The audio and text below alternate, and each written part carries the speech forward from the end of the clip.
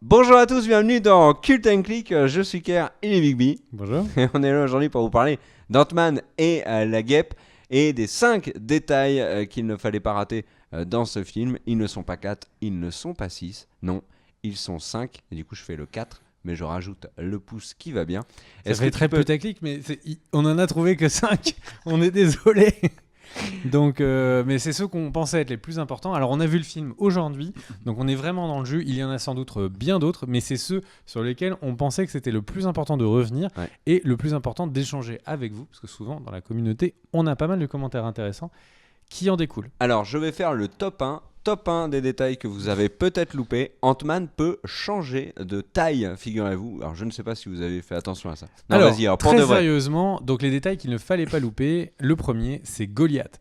Le personnage de Goliath est apparu. Si tu peux mettre la petite image.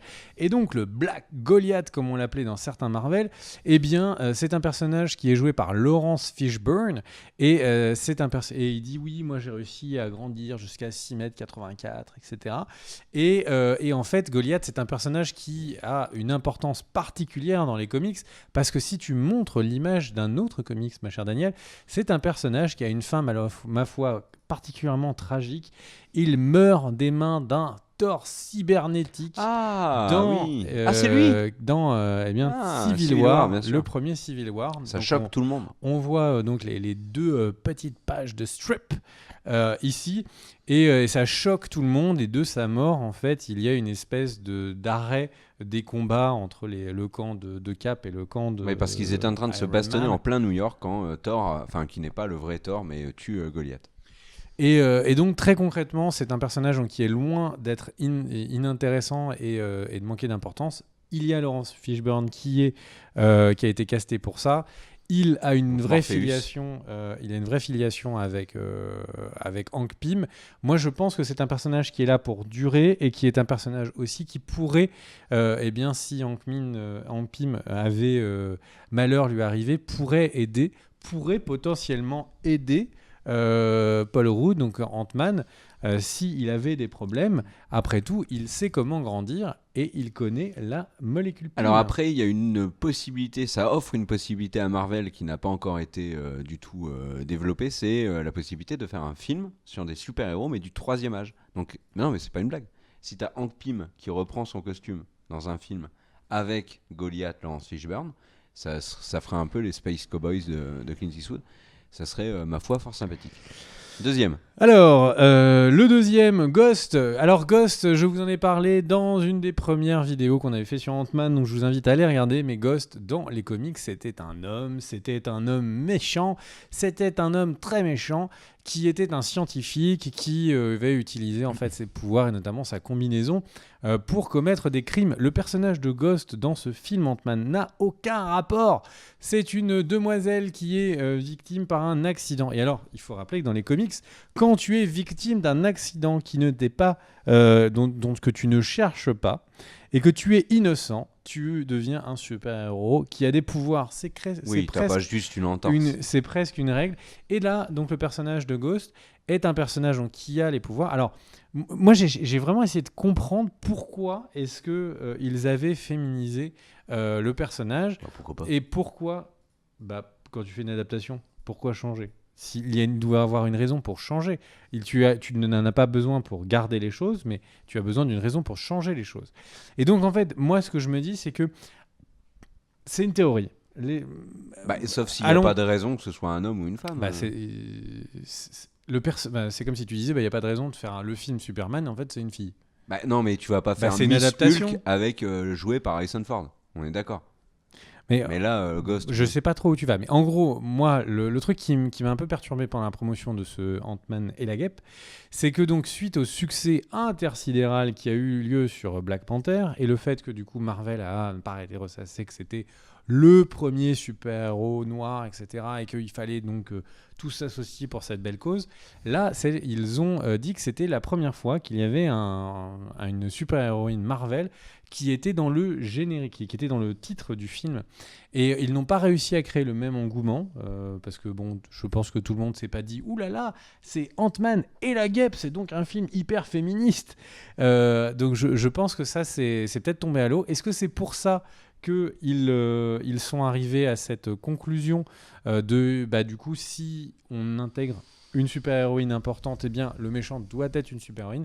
Je ne sais pas, je n'espère pas. Tu sais qu'il y a une autre info aussi sur l'actrice, dont j'ai complètement oublié le nom, mais qui est l'héroïne de la série Killjoys. Elle joue dans Ready Player One, donc de Steven Spielberg. Et Spielberg a vivement conseillé à Marvel de la recruter, parce qu'en fait, il estimait ne pas lui avoir donné le rôle qu'elle méritait dans Ready Player One. Et donc, il incitait les autres studios, du coup, à corriger son erreur. Donc, j'ai trouvé ça très cool. C'est son nom, vas-y, descends, on va la voir. Non, descends.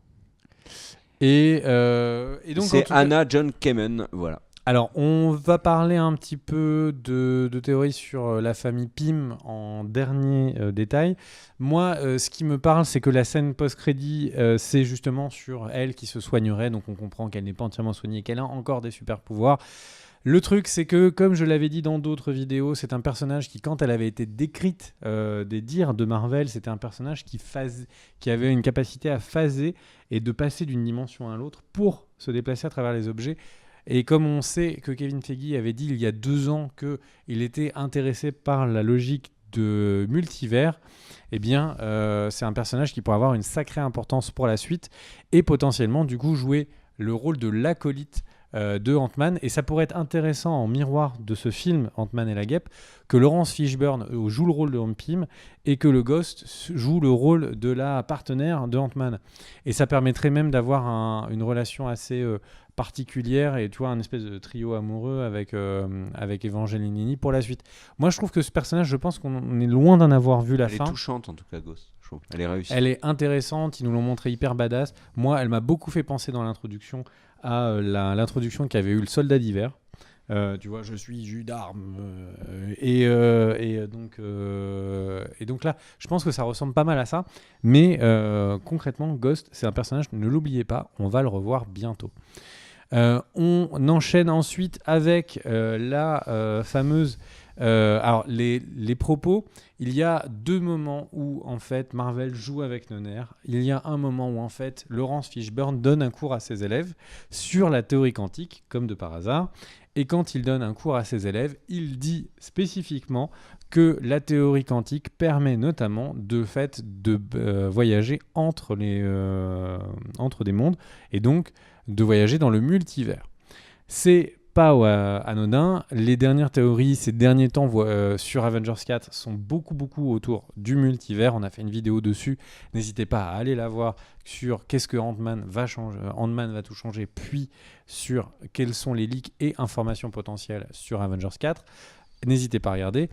Ce n'est pas anodin, c'est très loin d'être anodin que la méchante du film puisse phaser entre les univers et que Laurence Fishburne nous parle du multivers. Donc il y a potentiellement quelque chose à aller gratter à ce niveau-là. Le 3e, non j'étais déjà au 4e, le 4e détail, on en parle dans la scène post-crédit, quand à la fin, toute fin du film, dans la scène post-crédit, il y a la mère de Hope Van Dyne qui dit que attention, bien mon cher Ant-Man, tu risques de tomber dans un vortex temporel. Eh bien, encore une fois, Marvel joue avec notre nerf parce que c'est la 2e grande théorie, les voyages dans le temps. Je vous rappelle juste que dans les univers Marvel, toutes les planètes ne voyagent pas à la même vitesse. Et donc, quand vous allez d'une planète à une autre, d'une planète Terre à une autre dans les univers parallèles, parfois vous arrivez dans les années 30, parfois vous êtes dans les années 90, parfois vous êtes de nos jours. Donc c'est 2 éléments qui font que de plus en plus on se dit tous que le multivers va avoir un gros impact, en tout cas le monde quantique va avoir un gros impact sur la suite, un gros déclencheur. La différence avec les comics, pour la noter, c'est que dans les comics à peu près à ce niveau-là, ce n'est pas le second Ant-Man qui est présent, mais c'est Hank Pym qui est encore en pleine capacité, qui fait partie des Avengers, et donc c'est un grand scientifique, et c'est avec le concours de Iron Man, donc de Tony Stark, et avec le concours de Mister Fantastic, des 4 Fantastiques, dont Disney n'a pas encore la licence, eh bien, on sait que ça va se faire, mais n'a pas encore à l'heure actuelle la licence, que en fait, entre ces 3 esprits scientifiques incroyables, il arrive à mettre en place beaucoup de choses. Là, c'est pas le cas. Donc, il faut noter que Hank Pym n'étant pas là, cet Ant-Man-là est beaucoup moins scientifique. C'est pour ça que je crois plus à l'arrivée d'un Lawrence Fishburne qui pourrait du coup avoir quelques informations sur le monde quantique. Le cinquième détail à ne pas oublier, c'est tout simplement Il y a Banner aussi. Il est pas mort, Banner. Oui, Banner est pas mort. Banner est juste... Bon, après, tu vas me dire, il y a Age of Ultron, mais normalement, Banner, c'est censé être un spécialiste des rayons gamma. Mais bon, ça, dans le deuxième Avengers, ça l'empêche pas de coder une intelligence artificielle. Et il y a Shuri aussi. On ne sait pas pourquoi. Non, mais Shuri, on sait pas si elle est morte. Shuri aura sans doute un rôle plus important. Mais bon, après tout, voilà. Banner, de rayon gamma, il n'y a visiblement qu'un pas. On va enchaîner du coup sur le cinquième détail très important. Dans les comics, il y a quelque chose qui se passe de majeur. C'est tout simplement le fait que Hope Van Dyne devient le personnage qu'on appelle la Red Queen. Tu as les images, ma chère Daniel. Et en fait, c'est un personnage, donc Hope Van Dyne, est donc, extrêmement... La Guêpe devient la Reine Queen. Alors, la fille de la Guêpe, donc Hope Van Dyne est la fille de la Guêpe. Oui.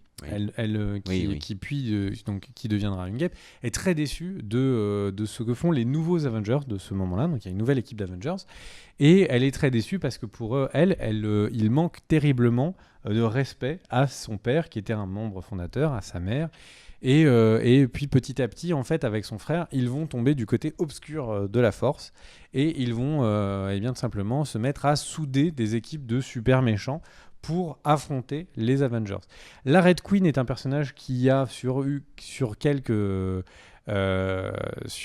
arcs une vraie importance. Et là, il y a pas mal d'éléments, moi, qui me laissent à penser que ce serait plutôt Janet Van Dyne, la mère de Hope, qui deviendrait la Red Queen. Pourquoi est-ce que je suppose ça complètement ? Eh bien, je le suppose parce qu'on voit que Janet revient avec des pouvoirs. Elle est plus qu'humaine, elle est capable de balancer des arcs-en-ciel avec ses mains. Et en tout cas, elle est capable donc, de pouvoir envoyer un peu du monde quantique du bout de ses doigts. Elle dit clairement à la fin du film qu'elle a été changée, que c'est une évolution. Et ça, alors il y a eu des arcs, j'arrive pas à me souvenir lequel, j'ai fait des recherches et tout, où en fait la Red Queen, le démarrage, c'est pareil, c'est une évolution, c'est les propos dont je me souvenais. Et donc moi, je me demande si ce n'est pas, parce que je vois très mal Evangeline Lilly devenir une méchante, mais concrètement la mère, ça pourrait être quelque chose, un arc très intéressant, beaucoup plus dark aux deux premiers Ant-Man qui sont très familiaux. Et donc, moi, je trouverais ça assez intéressant. Si tu peux remettre ça peut être la méchante dans un film où elle affronte Hank Pym et Goliath. Pourquoi pas ? T'es bloqué sur les space. Mais non, mais ça peut être une thématique sur un film. Si il y a les combats de super-héros du troisième âge, je serais d'accord avec toi. Si ce n'est pas le cas, je la mettrais plutôt en grande méchante de Ant-Man 3, sachant que les critiques... peut-être pas les critiques partout dans le monde, en tout cas nos critiques à Kerr et à moi du film sont beaucoup tournées autour du fait que le film Ant-Man 2 manque énormément d'un méchant, d'un vrai bad guy, d'un vrai contrepoint. Là pour le coup ce serait un vrai méchant extrêmement intéressant qui est teasé depuis le 1, ça aurait je trouve beaucoup de sens et du coup on ne peut que le supposer. C'était les 5 détails que nous on a retenus, n'hésitez pas à dire ce que vous avez retenu dans les commentaires pour les partager entre tout le monde. Ceux qui sont les petits tipeurs qu'on remercie pour leur soutien, n'hésitez pas à le dire également sur le Discord pour qu'on puisse en discuter. Merci à toi mon cher Kerr, merci à ma chère Daniel. Et on termine l'enregistrement de cette vidéo pile à temps pour lancer le live. Des bisous. Ciao. Ciao.